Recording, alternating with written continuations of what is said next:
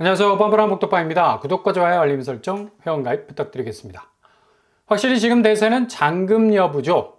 대출 조이가 본격화되면서 금융당국의 집값과 부채에 대한 이 최종 목표는 꺾여야 한다는 이 신호를 시장에 확실하게 보내고 있다는 점인데, 워낙에 부채 문제가 하는 중앙은행을 통해서 공표된 대로 기업이 1100조, 가계가 1800조, 합이 거의 3000조에 이르는 역대급 쓰나미 후폭풍을 몰고 올 수 있는 리스크가 커지고 있으니까 하는 이창용 총재도 쓴소리를 하기 시작을 했는데, 가계빚이 지금처럼 무지막지한 파일을 계속해서 확장해 나간다면 결국엔 금융위기라는 벼랑 끝에 서 있을 수도 있다는 그런 경고까지 했었습니다. 4대 은행 가계대출 증가액이 8월 기준으로 연간 목표치 평균보다 200%를 초과하는 궤적으로 간다는 건 이제 더 이상 브레이크 작동하지 않을 수도 있는 급발진으로 이어질 수 있는 국가적인 위기가 올 수 있는 전조를 드리우고 있는데, 어떻게 목표 평균치보다 이게 200%를 초과했다는 건 거의 컨트롤 범위에서 벗어난 거 아닌가라는 그런 생각도 들고요. 그냥 무조건 대출 창구에 하이패스 달아준 건데 적당한 조건 기준만 장착이 되면 무조건 머신건으로 현금을 쏴주는 무슨 막무가내식 헬리콥터 대출 뿌리기도 아니고 시중은행이 엄청나게 엑셀을 밟은 건 사실이죠. 그러니 지금 부랴부랴 은행권에서 대출 단속을 아주 강도 높게 시행을 하고 있고요. 심지어 대출 창구를 셧다운하는 것도 있습니다. 하는 총재는 단도직입적으로 이대로 분위기가 흘러가다가는 금융위기까지도 터질 수 있다는 발언을 한 것도 확실한 금융시장 안정이 물가나 집값 안정을 위해서 절대적으로 필요한 전제 조건이라는 이 사실을 언급하면서 DSR 정책이 빠르게 시행이 되어야 한다는 그런 또 목소리를 높였고요. 한마디로 전 세계 최상위권 수준의 금메달이라는 불명예를 목에 걸고 있는 재정 상황이면 이게 제대로 통제가 되지 않는 상태에서는 엄청난 후폭풍이 몰아닥칠 수 있다고 경고까지 하고 나선 거죠. 파리올림픽 금운동이 벌써부터 부식하고 있다는 외신 들려오고 있지 않습니까? 그렇게 영광의 메달도 녹이 끼기 시작하는데 이 부채라는 오명, 그것도 국가 재정을 뒤흔들 만한 기저의 위기를 확산시킬 수 있는 리스크, 부식 정도가 아니라 이건 전체 국가 경제를 한 방에 무너뜨릴 수 있는 파이어, 모든 걸 삼킬 수 있는 불장이 될 수밖에 없는 거라는 얘기입니다. 왜 서울 불장이 정말 불장일 수밖에 없었던가? 그야말로 실체 없는 집값 오름세는 고스란히 용광로 속의 화염 속에서 사라질 수 있는 스스로의 발화 지점을 만들어서 타들어가는 셀프 불장, 결국 시장의 위기라는 더 큰 불을 만나서 흔적도 없이 그 화마 속으로 사라질 수 있기 때문에 실체 없는 불장이 무서운 거란 얘기죠. 이 불장이 반등, 상승, 대세로 이어질 것 같이 분위기 업했던 이 2달간의 서머타임은 완전히 지금 현장에선 자취를 감추었다 해도 과언이 아닐 정도로 매수세가 급격하게 줄어들고 있는 상황입니다.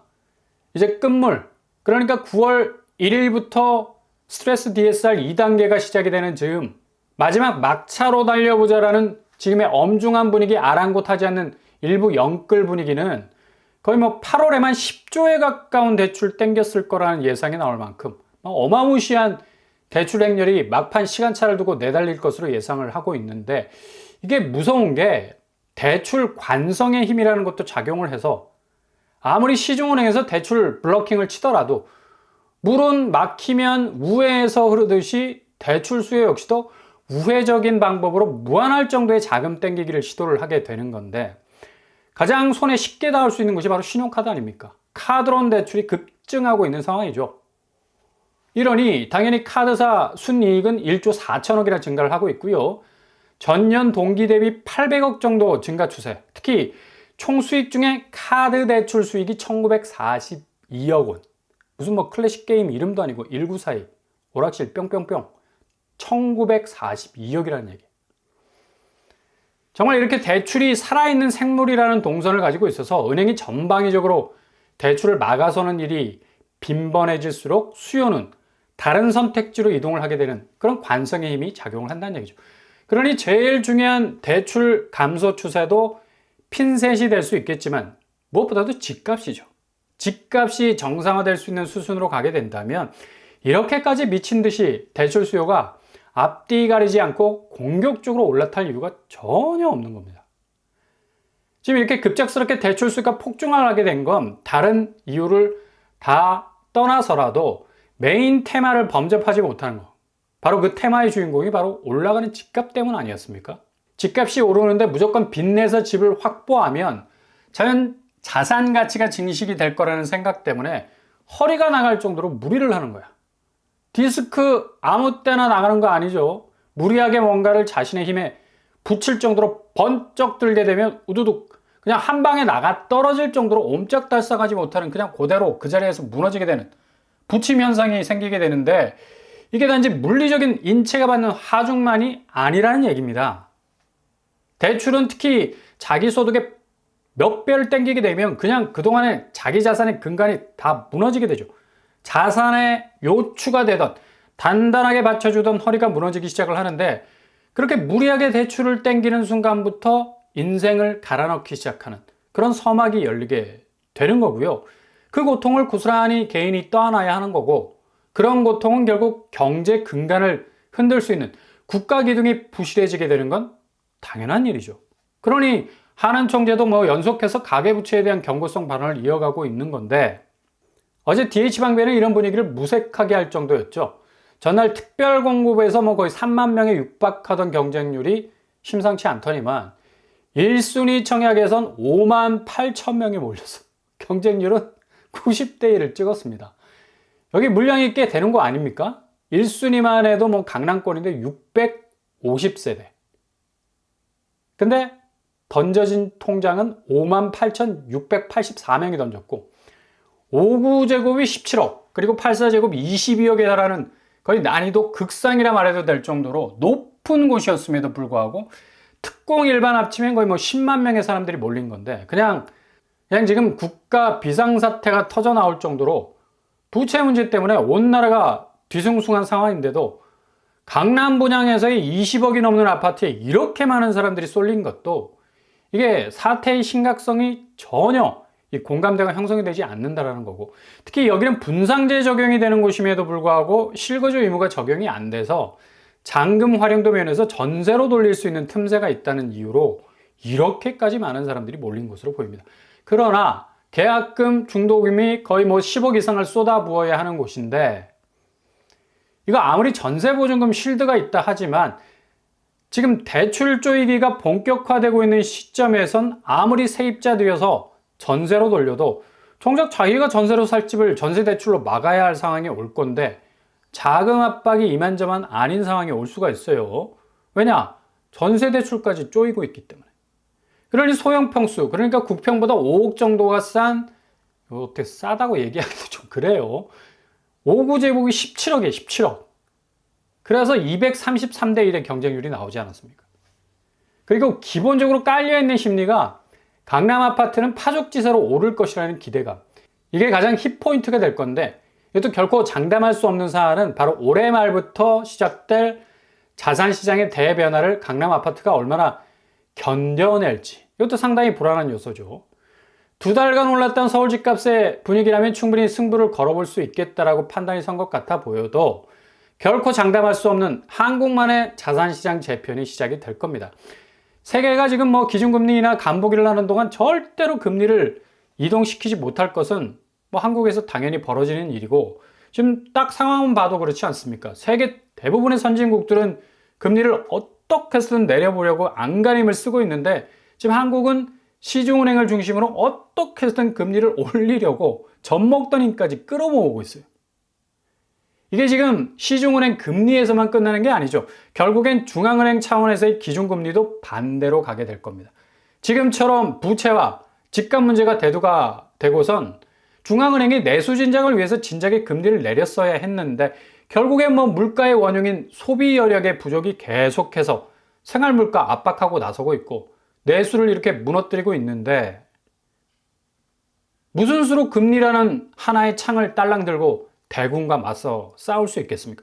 무슨 삼국지에 나오는 창술의 달인 조은도 아니고 그냥 그렇게 중앙은행도 세계적인 추세와는 반대로 가야 한다는 얘기입니다. 그러니 가을이 가장 큰 분기점이 될 거란 얘기고, 전방위적으로 집값 추세는 확실하게 꺾일 수밖에 없는 상황으로 가는 건데, 이게 더욱더 큰 하방 압력을 받을 건 바로 미국의 금융위기 국면이 최대 변수가 될 수 있을 것으로 보인다는 얘기죠. 오늘 새벽에 미국 나스닥은 이제 제롬 파월의 잭슨홀 미팅 발은 다 없어진 것으로 보이죠. 지금 간신히 간보기 장세가 이어지고 있습니다. 다우, 나스닥, S&P 500 모두 아주 소폭의 오름세, 0%대 상승세만 보였는데, 이게 지금 기저의 금융시장 심리가 안개처럼 아주 짙고 낮게 깔려있는 공포가 좀처럼 해소되고 있지 않다라는 점. 달러 강세가 주춤해지니까 증시에 묻혀있는 자금 동선이 새로운 수익 동선 만들어야 되고, 아마도 신흥국 쪽으로 많이 빠져나갈 수도 있는 그런 움직임 보일 수도 있겠습니다. 엔캐리 청산, 동시에 위안화 청산까지도 버티고 있어서 한 방에 미국 증시가 출렁거릴 가능성 아주 많죠. 결국엔 제롬 파월의 기준금리 인하 신호가 이젠 그냥 그런가 보다 하고 넘어가는 분위기인데, 침체 국면까지 올 수 있어서 더 이상 금리 인하가 만사가 아니라는 걸 시장이 알고 있다는 얘기죠. 빅테크 기업들의 실적 발표 역시도 엔비디아가 얼마나 달려주느냐에 달려있지만, 이거 그냥 제대로 된 실적을 쌓아줘도 그동안 오른 게 얼만데 20% 가까이 올랐다는 얘기도 나오잖아요. 너무 그동안 달렸기 때문에 그렇게 크게 자극할 만한 요소는 못 될 것으로 보이고요. 국내 코스피 시장도 오늘 뚜껑 열어보니까 그냥 외국인 팔자 행렬이 계속해서 이어지고 있는 거고, 결국 국내 금융시장은 미국의 증시 호재는 튕겨내고 증시 악재는 몇 배로 출렁거리는 충격을 받는 특징이 있어서 향후 부동산 시장에 계속된 위기 신호를 보내게 될 겁니다. 그러니 시중은행의 대출 중단 사태, 그리고 정책적인 대출 규제, 이와 맞물려서 부동산으로 흘러가는 유동성은 극히 제한될 거고, 당연히 집값은 하방 압력 확실히 받겠죠. 게다가 대내외 금융시장의 변수가 터지게 되면 정신 못 차릴 정도로 휘청거릴 가능성도 있어서 지금의 집값 오름세 궤적들은 한 방에 엄청난 낙폭을 기록하면서 정말 흔들릴 가능성이 높다는 얘기입니다. 지금 한 달 전 분위기하고 지금 분위기 완전 달라졌잖아요. 그러니까 그만큼 지금 한국 부동산 시장은 속도 면에서 빛의 속도입니다. DH방배 같은 영끌 분위기, 파토가 나는 경매 시장에 이미 경매로 넘어온 아파트들의 실상이 점점 확대가 되기 시작하면 비로소 체감적으로 쑥으로들 것으로 보이지만, 여전히 기승을 부릴 것은 확실해 보이고요. 그냥 몸으로 처절하게 겪어야 정신이 번쩍 드는 경우가 많아서 영끌 분위기가 제일 우려되는 분위기라 할 수가 있겠습니다. 그러니 절대 무리하지 않는 것이 손실을 최대한 줄일 수 있는 선택지가 될 수 있겠습니다.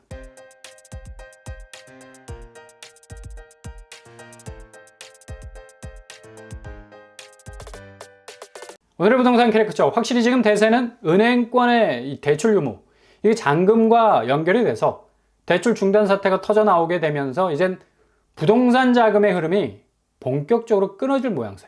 결국 집값이 이 상황에서 더 오른다는 것은 부채를 더욱 자극할 수밖에 없기 때문에 가장 부담스러운 요소가 될 수밖에 없죠. 집값이 정상적인 궤적으로 정말 빠른 시간 내에 움직일 것으로 보입니다. 오늘도 응원합니다. 항상 여러분의 길이 꽃길만 되실 수 있길 바랍니다. 이상으로 뻔뻔한 본격방을 마치겠습니다. 구독과 좋아요 부탁드립니다. 감사합니다.